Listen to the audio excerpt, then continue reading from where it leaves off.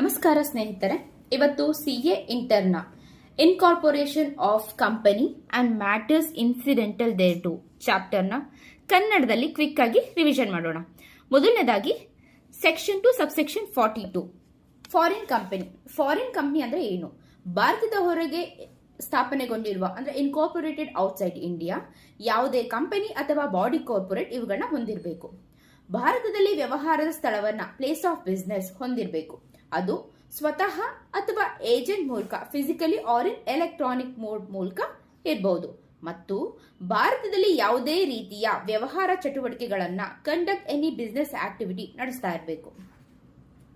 Electronic mode ಮುಖ್ಯ server ಅಂದ್ರೆ main server ಭಾರತದಲ್ಲಿ ಇರಲಿ ಅಥವಾ ಇಲ್ಲದೆ ಇರಲಿ ಎಲೆಕ್ಟ್ರಾನಿಕ್ ಮಾಧ್ಯಮದ ಮೂಲಕ ಕೆಳಗಿನ ವ್ಯವಹಾರಗಳನ್ನ ನಡೆಸೋದನ್ನ ಎಲೆಕ್ಟ್ರಾನಿಕ್ ಮೋಡ್ ಅಂತ ಕರೆಯಲಾಗುತ್ತೆ. B2B ಅಂದ್ರೆ ಬಿಸಿನೆಸ್ ಟು ಬಿಸಿನೆಸ್, B2C ವ್ಯವಹಾರಗಳು, ಡೇಟಾ ಇಂಟರ್ಚೇಂಜ್ ಮತ್ತೆ ಡಿಜಿಟಲ್ ಸಪ್ಲೈ ಟ್ರಾನ್ಸಾಕ್ಷನ್. ಭಾರತದಲ್ಲಿ ಅಥವಾ ಭಾರತದ ನಾಗರಿಕರಿಂದ ಡೆಪಾಸಿಟ್ ಪಡೆಯೋದು ಅಥವಾ ಸೆಕ್ಯೂರಿಟಿಗಳ ಚಂದಾದಾರಿಕೆಯನ್ನ ಅಂದ್ರೆ ಸೆಕ್ಯೂರಿಟಿನ ಸಬ್ಸ್ಕ್ರಿಪ್ಷನ್ ಆಹ್ವಾನಿಸೋದು. ಫೈನಾನ್ಷಿಯಲ್ ಸೆಟಲ್ಮೆಂಟ್, ವೆಬ್ ಆಧಾರಿತ ಮಾರ್ಕೆಟಿಂಗ್ ಸಲಹಾ ಸೇವೆಗಳು, ವಹಿವಾಟು ಸೇವೆಗಳು ಅಂದ್ರೆ ಟ್ರಾನ್ಸಾಕ್ಷನಲ್ ಸರ್ವಿಸಸ್ ಮತ್ತೆ ಸಪ್ಲೈ ಚೈನ್ ಮ್ಯಾನೇಜ್ಮೆಂಟ್.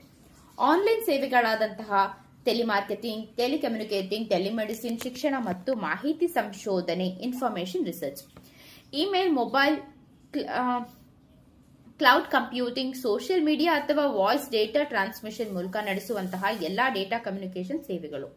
ನೋಟ್ ಇದೆ, ಐಎಫ್ಎಸ್ಸಿಯಲ್ಲಿ international financial service electronic ಆಧಾರಿತ ಸೆಕ್ಯೂರಿಟಿಗಳ ಕೊಡುಗೆಯನ್ನ ಎಲೆಕ್ಟ್ರಾನಿಕ್ ಮೋಡ್ನಿಂದ ಎಕ್ಸ್ಕ್ಲೂಡ್ ಮಾಡಲಾಗಿದೆ.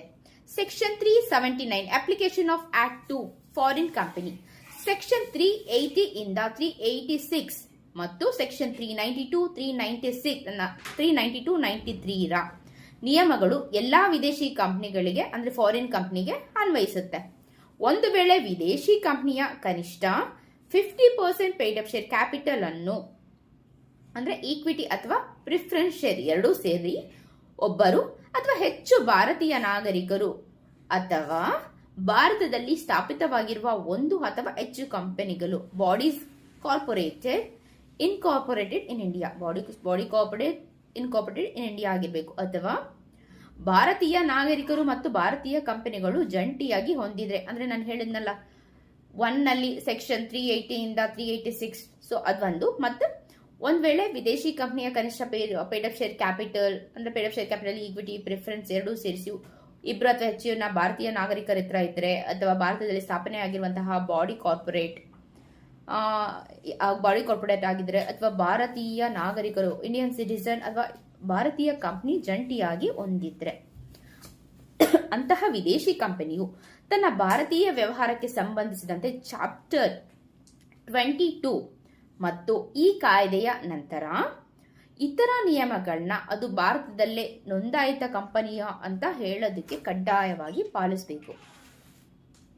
Document to be delivered to ROC by foreign company. Section 380 ಭಾರತದಲ್ಲಿ ಪ್ಲೇಸ್ ಆಫ್ ಬಿಸಿನೆಸ್ ಸ್ಥಾಪಿಸಿದ 30 ದಿನದ ಒಳಗಾಗಿ ಫಾರಿನ್ ಕಂಪನಿಯ ಫಾರ್ಮ್ FC1 ರ ಮೂಲಕ ಕೆಳಗಿನ ದಾಖಲೆಗಳನ್ನ ರಿಜಿಸ್ಟ್ರೇಷನ್ಗೋಸ್ಕರ ROCಗೆ ಸಬ್ಮಿಟ್ ಮಾಡಬೇಕು. ಕಂಪನಿಯ ಸಂವಿಧಾನವನ್ನು ವ್ಯಾಖ್ಯಾನಿಸುವಂತಹ ಚಾರ್ಟರ್, ಕಾನೂನುಗಳು ಅಥವಾ MOA ಮತ್ತು AOA ನ ಸರ್ಟಿಫೈಡ್ ಕಾಪಿ, ದಾಖಲೆಗಳು ಇಂಗ್ಲಿಷ್ ಭಾಷೆಯಲ್ಲಿದ್ರೆ ಅಥವಾ ಇಂಗ್ಲಿಷ್ ಭಾಷೆಯಲ್ಲಿ ಇರಬೇಕು. ಇಂಗ್ಲಿಷ್ ಭಾಷೆ ಇಲ್ಲದೆ ಇದ್ರೆ ಅವರ ಅಧಿಕೃತ ಇಂಗ್ಲಿಷ್ ಅನುವಾದ ಅಂದ್ರೆ ಸರ್ಟಿಫೈಡ್ ಇಂಗ್ಲಿಷ್ ಟ್ರಾನ್ಸ್ಲೇಷನ್ ಅಲ್ಲಿ ಇರಬೇಕು. ಕಂಪನಿಯ ನೋಂದಾಯಿತ ಅಥವಾ ಪ್ರಧಾನ ಕಚೇರಿಯ ರಿಜಿಸ್ಟರ್ಡ್ ಆರ್ ಪ್ರಿನ್ಸಿಪಲ್ ಆಫೀಸ್ನ ಪೂರ್ತಿ ಅಡ್ರೆಸ್, ಕಂಪನಿಯ ಡೈರೆಕ್ಟರ್ ಮತ್ತು ಸೆಕ್ರೆಟರಿಯ ಪಟ್ಟಿ ಇರಬೇಕು. ಕಂಪನಿ ಪರವಾಗಿ ಯಾವುದೇ ನೋಟಿಸ್ ಅಥವಾ ದಾಖಲೆ ಸ್ವೀಕರಿಸಲು ಅಧಿಕಾರ ಹೊಂದಿರುವ ಭಾರತದಲ್ಲಿ ವಾಸವಿರುವ ಕನಿಷ್ಠ ಒಬ್ಬ ವ್ಯಕ್ತಿಯ ಹೆಸರು ಮತ್ತೆ ಅವರ ಅಡ್ರೆಸ್ ಇರಬೇಕು.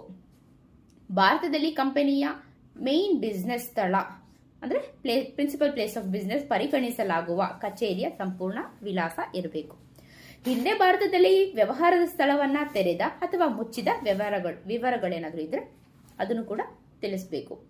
ಕಂಪನಿಯ ಯಾವುದೇ ನಿರ್ದೇಶಕರು ಅಥವಾ ಭಾರತದ ಅಧಿಕೃತ ಪ್ರತಿನಿಧಿಯು ಕಂಪನಿಗಳ ಸ್ಥಾಪನೆ ಮತ್ತು ನಿರ್ವಹಣೆಯಿಂದ ಭಾರತದಲ್ಲಾಗ್ಲಿ ಅಥವಾ ವಿದೇಶದಲ್ಲಾಗ್ಲಿ ಎಂದಿಗೂ ಶಿಕ್ಷೆಗೆ ಒಳಗಾಗಿಲ್ಲ ಅಥವಾ ನಿಷೇಧಿಸಲ್ಪಟ್ಟಿಲ್ಲ ಅನ್ನೋ ಒಂದು ಡಿಕ್ಲರೇಷನ್ ಲೆಟರ್ನ ಕೊಡಬೇಕು. ನಿಗದಿಪಡಿಸಿದ ಇತರ ಯಾವುದೇ ಮಾಹಿತಿ. ಆರ್ಬಿಐನ ಅನುಮೋದನೆ. ಅರ್ಜಿಯೊಂದಿಗೆ ಫೆಮಾ ನಿಯಮಾವಳಿಗಳ ಅಡಿಯಲ್ಲಿ ಆರ್ಬಿಐನಿಂದ ಪಡೆದ ಅನುಮೋದನೆಯ ದೃಢೀಕೃತ ಪ್ರತಿ, attested copy of approval from RBI, ಅಥವಾ ಅಂತಹ ಯಾವುದೇ ಅನುಮೋದನೆ ಅಗತ್ಯವಿಲ್ಲ ಎಂಬ ಅಧಿಕೃತ ಪ್ರತಿನಿಧಿಯ ಘೋಷಣಾ ಪತ್ರವನ್ನು ಸಬ್ಮಿಟ್ ಮಾಡಬೇಕು.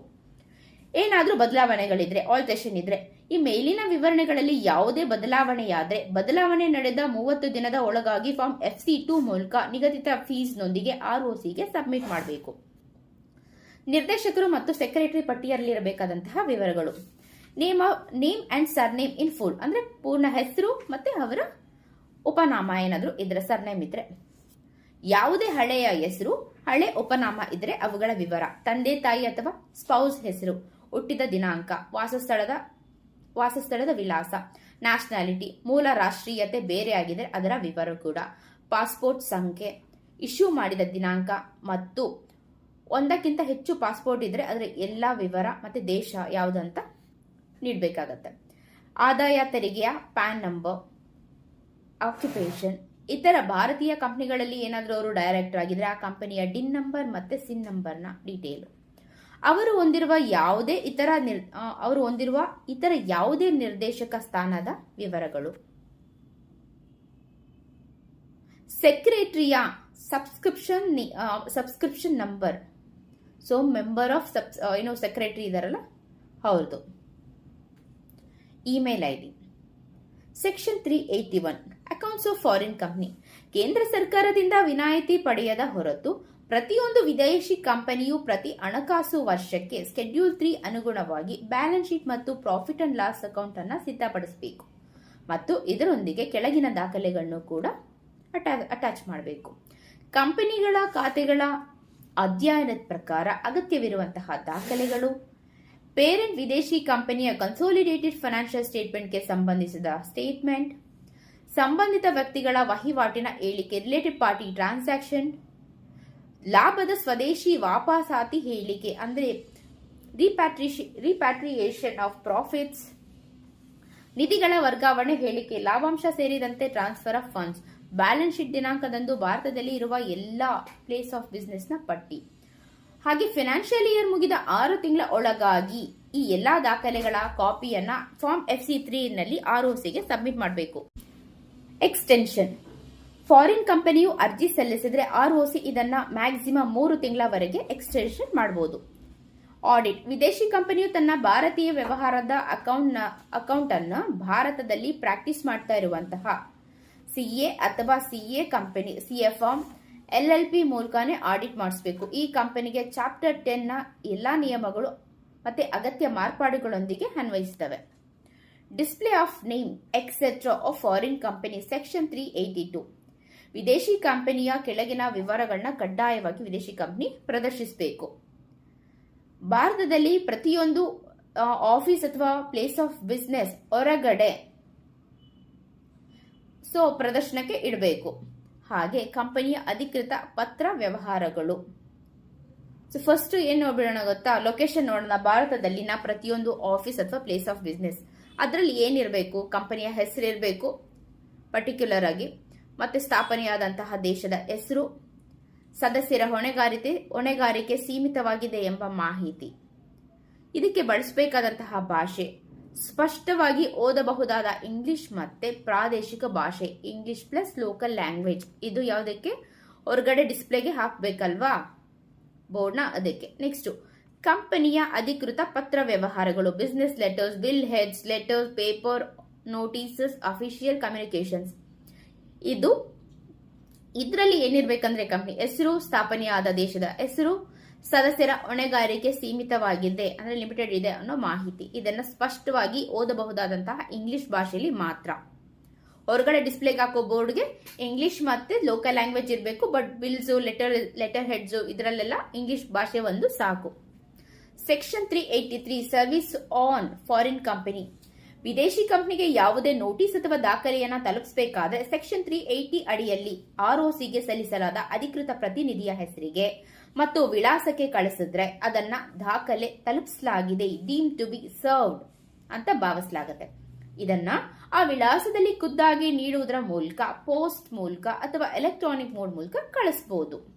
Section 384 application of various sections act ಈ ಕೆಳಗಿನ ಸೆಕ್ಷನ್ಗಳು ವಿದೇಶಿ ಕಂಪನಿಗಳಿಗೆ ಅಗತ್ಯ ಮಾರ್ಪಾಡುಗಳೊಂದಿಗೆ ಅನ್ವಯಿಸುತ್ತೆ. ಸೆಕ್ಷನ್ 71 ಡಿಬೆಂಚರ್ಸ್ ವಿದೇಶಿ ಕಂಪನಿಗಳಿಗೆ ಅನ್ವಯಿಸುತ್ತೆ. ಸೆಕ್ಷನ್ 92 ಆನ್ಯುಯಲ್ ರಿಟರ್ನ್ ವಿದೇಶಿ ಕಂಪನಿಯು ತನ್ನ ಫೈನಾನ್ಷಿಯಲ್ ಇಯರ್ ಕೊನೆಯ ದಿನದಿಂದ 60 ದಿನದ ಒಳಗಾಗಿ ಫಾರ್ಮ್ FC4 ನಲ್ಲಿ ಆನ್ಯುಯಲ್ ರಿಟರ್ನ್ ಅನ್ನು ಫೈಲ್ ಮಾಡಬೇಕು. Section 135 CSR corporate social responsibility ವಿದೇಶಿ ಕಂಪನಿಗಳಿಗೆ ಅನ್ವಯಿಸುತ್ತೆ. ಸೆಕ್ಷನ್ 128 ಬುಕ್ಸ್ ಆಫ್ ಅಕೌಂಟ್ಸ್ ವಿದೇಶಿ ಕಂಪನಿಗಳಿಗೆ ಕೆಳಗಿನ ಮಾರ್ಪಾಡುಗಳೊಂದಿಗೆ ಅನ್ವಯಿಸುತ್ತೆ.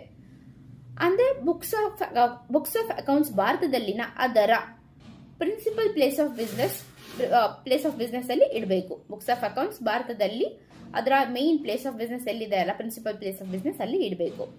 ಭಾರತದಲ್ಲಿ ನಡೆದ ವ್ಯವಹಾರಕ್ಕೆ ಸಂಬಂಧಿಸಿದಂತೆ ಬಂದ ಮತ್ತು ಖರ್ಚಾದಂತಹ ಹಣ, ಖರೀದಿ ಮತ್ತೆ ಮಾರಾಟ ಆಸ್ತಿ ಮತ್ತು ಬಾಧ್ಯತೆಗಳ ಖಾತೆನ ಇಲ್ಲಿ ನಿರ್ವಹಿಸಬೇಕು.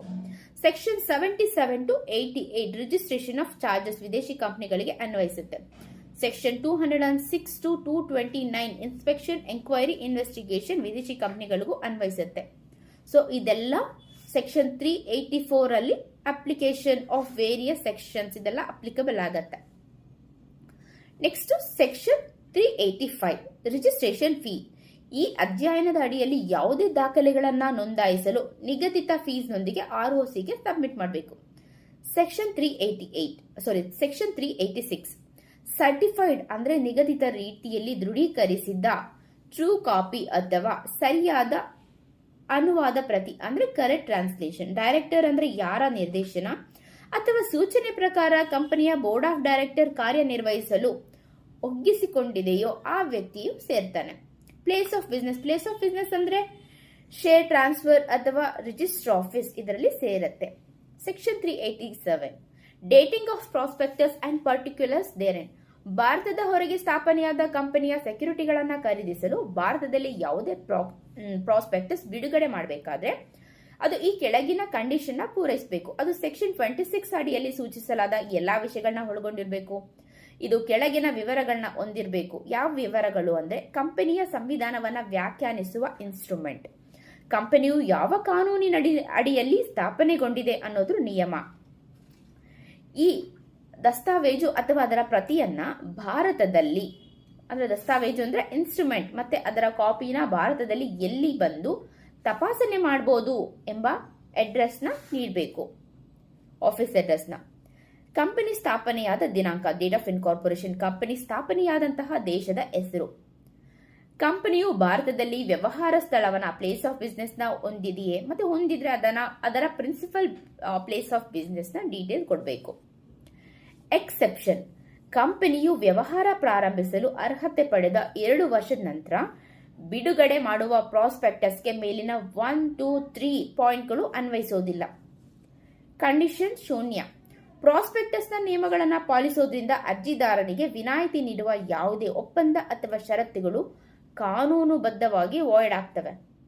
ಪ್ರಾಸ್ಪೆಕ್ಟಸ್ ಇಲ್ಲದೆ ಭಾರತದಲ್ಲಿ ಯಾವುದೇ ಶೇರ್ ಅಪ್ಲಿಕೇಶನ್ ಫಾರ್ಮ್ ನೀಡುವ ಹಾಗಿಲ್ಲ. ಅಂಡರ್ ರೈಟಿಂಗ್ ಅಗ್ರಿಮೆಂಟ್ಗೂ ಕೂಡ ಇದು ಅಂಡರ್ ರೈಟಿಂಗ್ ಅಗ್ರಿಮೆಂಟ್ಗೆ ಅಪ್ಲಿಕಬಲ್ ಆಗಲ್ಲ, ಅನ್ವಯಿಸೋದಿಲ್ಲ.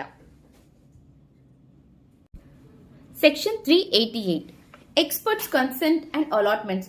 ವಿದೇಶಿ ಕಂಪನಿಯು ಭಾರತದಲ್ಲಿ ಬಿಡುಗಡೆ ಮಾಡುವ ಪ್ರಾಸ್ಪೆಕ್ಟಸ್ನಲ್ಲಿ ಯಾವುದೇ ಪರಿಣಿತರ ಅಂದ್ರೆ ಎಕ್ಸ್ಪರ್ಟ್ ಹೇಳಿಕೆ ಇದ್ರೆ ಆ ಎಕ್ಸ್ಪರ್ಟ್ ತನ್ನ ರಿಟರ್ನ್ ಕನ್ಸೆಂಟ್ ನೀಡಿರಬೇಕು. ಪ್ರಾಸ್ಪೆಕ್ಟಸ್ ಅನ್ನು ನೋಂದಣಿಗೆ ಸಲ್ಲಿಸುವ ಮುನ್ನ, ರಿಜಿಸ್ಟ್ರೇಷನ್ಗೆ ಸಲ್ಲಿಸುವುದಕ್ಕಿಂತ ಮುಂಚೆ ಅವನು ತನ್ನ ಒಪ್ಪಿಗೆಯನ್ನ ಹಿಂಪಡೆದಿರಬಾರ್ದು, ಅಂದ್ರೆ ರಿಟರ್ನ್ ಕನ್ಸೆಂಟ್ ವಿತ್ಡ್ರಾ ಮಾಡಿರಬಾರ್ದು. ಪ್ರಾಸ್ಪೆಕ್ಟಸ್ನಲ್ಲಿ ಸೇರಿಸಲಾದ ವರದಿ ಅಥವಾ ಮೆಮೊರಾಂಡಂನಲ್ಲಿರುವಂತಹ ಹೇಳಿಕೆಗೂ ಈ ನಿಯಮ ಅನ್ವಯಿಸುತ್ತೆ. Section 389 registration of prospectus. ವಿದೇಶಿ ಕಂಪನಿಯು ಭಾರತದಲ್ಲಿ ಪ್ರಾಸ್ಪೆಕ್ಟಸ್ ಬಿಡುಗಡೆ ಮಾಡುವ, ಪ್ರಚಾರ ಪಡಿಸುವ ಅಥವಾ ವಿತರಿಸೋಕ್ಕಿಂತ ಮುಂಚೆ ಕೆಳಗಿನ ನಿಯಮನ ಪಾಲಿಸಬೇಕು. ಕಂಪನಿಯ ಚೇರ್ಮನ್ ಮತ್ತು 2 ಡೈರೆಕ್ಟರ್ ದೃಢೀಕರಿಸಿದಂತಹ ಪ್ರಾಸ್ಪೆಕ್ಟಸ್ ಕಾಪಿನ ರಿಜಿಸ್ಟ್ರೇಷನ್ಗೋಸ್ಕರ ROCಗೆ ಸಬ್ಮಿಟ್ ಮಾಡಬೇಕು. ಪ್ರಾಸ್ಪೆಕ್ಟಸ್ನ ಮುಖಪುಟದಲ್ಲಿಯೇ ಈ ಪ್ರತಿನ ROCಗೆ ಸಲ್ಲಿಸಲಾಗಿದೆ ಅಂತ ಬರೆದಿರಬೇಕು. ಪ್ರಾಸ್ಪೆಕ್ಟಸ್ನೊಂದಿಗೆ ಕೆಳಗಿನ ವಿವರನ ಅಟ್ಯಾಚ್ ಮಾಡಬೇಕು. ಎಕ್ಸ್ಪರ್ಟ್ನ ರಿಟರ್ನ್ ಕನ್ಸೆಂಟ್ ಮತ್ತು ಮ್ಯಾನೇಜಿಂಗ್ ಡೈರೆಕ್ಟರ್ ಅಥವಾ ಮ್ಯಾನೇಜರ್ ನೇಮಕಾತಿಯ ಒಪ್ಪಂದದ ಕಾಪಿ, ಮತ್ತು ಒಪ್ಪಂದದ ಕಾಪಿ ಲಿಖಿತ ರೂಪದಲ್ಲಿ ಇಲ್ಲದೆ ಇದ್ರೆ, ರಿಟರ್ನ್ ಅಲ್ಲಿ ಇಲ್ಲದೆ ಇದ್ರೆ ಅದರ ಸಂಪೂರ್ಣ ವಿವರಗಳ ಮೆಮೊರಾಂಡಮ್ ಕೊಡಬೇಕು. ಕಳೆದ 2 ವರ್ಷದಲ್ಲಿ ಸಾಮಾನ್ಯ ವ್ಯವಹಾರದ ಹೊರತಾಗಿ ಮಾಡಿಕೊಂಡ ಇತರ ಎಲ್ಲಾ ಮುಖ್ಯ ಒಪ್ಪಂದದ ಕಾಂಟ್ರಾಕ್ಟ್ ಕಾಪಿಗಳನ್ನ ಕೊಡಬೇಕು. ಅಂಡರ್ ರೈಟಿಂಗ್ ಒಪ್ಪಂದದ ಪ್ರತಿ ಕೊಡಬೇಕಾಗತ್ತೆ, ಅಂದರೆ ಅಗ್ರಿಮೆಂಟ್ ಕಾಪಿ. ನಿರ್ದೇಶಕರ ಅಧಿಕೃತ ಏಜೆಂಟ್ ಸೈನ್ ಮಾಡಿದ್ರೆ ಪವರ್ ಆಫ್ ಅಟಾರ್ನಿಯ ಕಾಪಿ ಕೊಡಬೇಕಾಗತ್ತೆ. Offer of IDR winding up and mergers section 390 Indian depository receipt. ಕೇಂದ್ರ ಸರ್ಕಾರವು ವಿದೇಶಿ ಕಂಪನಿಗಳು ಭಾರತದಲ್ಲಿ ಐಡಿಆರ್ ಕೊಡುಗೆ ನೀಡುವುದು ಅಥವಾ prospectus disclosures, depository mode, custodian ಮತ್ತು ಅಂಡರ್ ರೈಟರ್ಸ್ ನಿರ್ವಹಣೆ ಹಾಗೂ ಐಡಿಆರ್ ವರ್ಗಾವಣೆಗೆ ಸಂಬಂಧಿಸಿದಂತೆ ನಿಯಮಗಳನ್ನ ರೂಪಿಸಬಹುದು. Section 391 winding up. ಪ್ರಾಸ್ಪೆಕ್ಟಸ್ ಅಥವಾ ಐಡಿಆರ್ ಮಿಸ್ಸ್ಟೇಟ್ಮೆಂಟ್ ನಲ್ಲಿ ಸಂಬಂಧಿಸಿದಂತೆ ಸೆಕ್ಷನ್ 34 ಇಂದ 36 ರ ಸಿವಿಲ್ ಮತ್ತು ಕ್ರಿಮಿನಲ್ ಹೊಣೆಗಾರಿಕೆಯ ನಿಯಮಗಳು ಫಾರಿನ್ ಕಂಪನಿಗೂ ಅನ್ವಯಿಸುತ್ತೆ. ಒಂದು ವೇಳೆ ಭಾರತದಲ್ಲಿ ಸೆಕ್ಯೂರಿಟಿಗಳ ಮೂಲಕ ಹಣ ಕ್ರೋಢೀಕರಿಸಿದ ವಿದೇಶಿ ಕಂಪನಿಯು ಆ ಹಣವನ್ನು ಮರುಪಾವತಿಸದೇ ಇದ್ರೆ ಭಾರತದಲ್ಲಿನ ಅದರ ವ್ಯವಹಾರ ಸ್ಥಳನ ಮುಚ್ಚಲು ವೈಂಡಿಂಗ್ ಅಪ್ನ ನಿಯಮಗಳು ಅಗತ್ಯ ಮಾರ್ಪಾಡುಗಳೊಂದಿಗೆ ಅನ್ವಯಿಸುತ್ತೆ. Section 234 merger of foreign company. ಕೇಂದ್ರ ಸರ್ಕಾರವು ನೋಟಿಫೈ ಮಾಡಿದ ದೇಶಗಳ ಕಂಪನಿಗಳು ಮತ್ತು ಭಾರತೀಯ ಕಂಪನಿ ನಡುವಿನ ವಿಲೀನಕ್ಕೆ ಮರ್ಜರ್ಸ್ ಅಂಡ್ ಅಮಲ್ಗಮೇಷನ್ ಚಾಪ್ಟರ್ 15 ರ ನಿಯಮಗಳು ಇಲ್ಲಿ ಅನ್ವಯಿಸುತ್ತೆ. ವಿದೇಶಿ ಕಂಪನಿಯು ಆರ್ಬಿಐನ ಪೂರ್ವ ಅನುಮತಿಯೊಂದಿಗೆ ಪ್ರಿಯರ್ ಅಪ್ರೂವಲ್ ಆಫ್ ಆರ್ಬಿಐ ಭಾರತೀಯ ಕಂಪನಿಯೊಂದಿಗೆ ಅಮಲ್ಗಮೇಟ್ ಆಗಬಹುದು, ಮರ್ಜ್ ಆಗಬಹುದು. ವಿಲೀನದ ಪರಿಗಣನೆಯನ್ನ ಕನ್ಸಿಡರೇಷನ್ ಷೇರುದಾರರಿಗೆ ನಗದು ರೂಪದಲ್ಲಿ, ಡೆಪಾಸಿಟರಿ ರಿಸಿಪ್ಟ್ ರೂಪದಲ್ಲಿ ಅಥವಾ ಭಾಗಶಃ ನಗದು ಭಾಗಶಃ ಡೆಪಾಸಿಟರಿ ರೂಪದಲ್ಲಿ ನೀಡಬಹುದು. Section 392 punishment for contravention. ಕಂಪನಿಗೆ ಕನಿಷ್ಠ 1 ಲಕ್ಷದಿಂದ ಗರಿಷ್ಠ 3 ಲಕ್ಷದವರೆಗೆ ದಂಡ. ಇದು ಫಾಲ್ಟ್ ಏನಾದರೂ ಹಾಗೆ ಮುಂದುವರೆದರೆ ಪ್ರತಿದಿನಕ್ಕೆ 5,000 ಹೆಚ್ಚುವರಿ ದಂಡ ವಿಧಿಸಲಾಗುತ್ತೆ. ಆಫೀಸರ್ ಇನ್ ಡಿಫಾಲ್ಟ್ ಕನಿಷ್ಠ 25,000ದಿಂದ ಗರಿಷ್ಠ 5 ಲಕ್ಷದವರೆಗೆ ದಂಡ. ಸೆಕ್ಷನ್ 393 ಕರಾರುಗಳ ಮಾನ್ಯತೆ. ವಿದೇಶಿ ಕಂಪನಿಯು ಈ ಅಧ್ಯಯನದ ನಿಯಮಗಳನ್ನು ಪಾಲಿಸೋದಕ್ಕೆ ವಿಫಲ ಆದರೆ ಅದು ಕಂಪನಿಯು ಮಾಡಿಕೊಂಡ ಯಾವುದೇ ಒಪ್ಪಂದ ಅಥವಾ ವಹಿವಾಟುಗಳ ಮಾನ್ಯತೆ ಮೇಲೆ ಪ್ರಭಾವ ಬೀರೋದಿಲ್ಲ. Shall not affect validity of contracts. Company ಮೇಲೆ ಯಾರು ಬೇಕಾದರೂ ಕೇಸ್ ಹಾಕಬಹುದು, ಆದರೆ ಕಂಪನಿಯು ಕಾಯ್ದೆಯ ನಿಯಮಗಳನ್ನ ಸಂಪೂರ್ಣವಾಗಿ ಪಾಲಿಸುವವರೆಗೆ ಕಂಪನಿ ಬೇರೆಯವ್ರ ಮೇಲೆ ಯಾವುದೇ ಸಿವಿಲ್ ಮೊಕದ್ದಮೆ, ಸೂಟ್ ಆಗಲಿ, ಸೆಟ್ ಆಫ್ ಮಾಡೋದಾಗ್ಲಿ ಅಥವಾ ಕೌಂಟರ್ ಕ್ಲೇಮ್ ಮಾಡೋದಾಗ್ಲಿ ಮಾಡೋ ಹಾಗಿಲ್ಲ. Improper use of description. ಯಾರಾದರೂ ಅಧಿಕೃತಿ ನೋಂದಣಿಯಾಗದೆ ವಿದೇಶಿ ಕಂಪನಿ ಅಂತ ಹೇಳಿಕೊಂಡು ವ್ಯವಹಾರ ನಡೆಸಿದ್ರೆ ಅವರ ಮೇಲೆ ಸೆಕ್ಷನ್ 210 ರ ಅಡಿಯಲ್ಲಿ ತನಿಖೆ ನಡೆಸಿ ಕ್ರಮನ ಕೈಗೊಳ್ಳಲಾಗುತ್ತೆ. ಎಕ್ಸೆಂಪ್ಷನ್ಸ್. ಕೇಂದ್ರ ಸರ್ಕಾರವು ನೋಟಿಫಿಕೇಶನ್ ಮೂಲಕ ಯಾವುದೇ ಕ್ಲಾಸ್ನ ವಿದೇಶಿ ಕಂಪನಿಗೆ ಅಥವಾ ಐಎಫ್ಎಸ್ಸಿಯಲ್ಲಿ ಸೆಕ್ಯೂರಿಟಿಗಳ ಕೊಡುಗೆ ಮತ್ತು ಪ್ರಾಸ್ಪೆಕ್ಟಸ್ಗೆ ಸಂಬಂಧಿಸಿದ ನಿಯಮಗಳಿಂದ ಸಂಪೂರ್ಣ ವಿನಾಯಿತಿಯನ್ನ ನೀಡಬಹುದು. ಇಲ್ಲಿಗೆ ನಾವು incorporation of company and matters incidental thereto ಚಾಪ್ಟರ್ನ ಕ್ವಿಕ್ ಆಗಿ ಕನ್ನಡದಲ್ಲಿ ರಿವಿಷನ್ ಮಾಡಿದ್ದೀವಿ. ಮುಂದಿನ ವಿಡಿಯೋಗಾಗಿ ಹೀಗೆ ಚಾನಲ್ನ ಲೈಕ್ ಮಾಡಿ, ಶೇರ್ ಮಾಡಿ, ಸಬ್ಸ್ಕ್ರೈಬ್ ಮಾಡೋದನ್ನ ಮರಿಬೇಡಿ.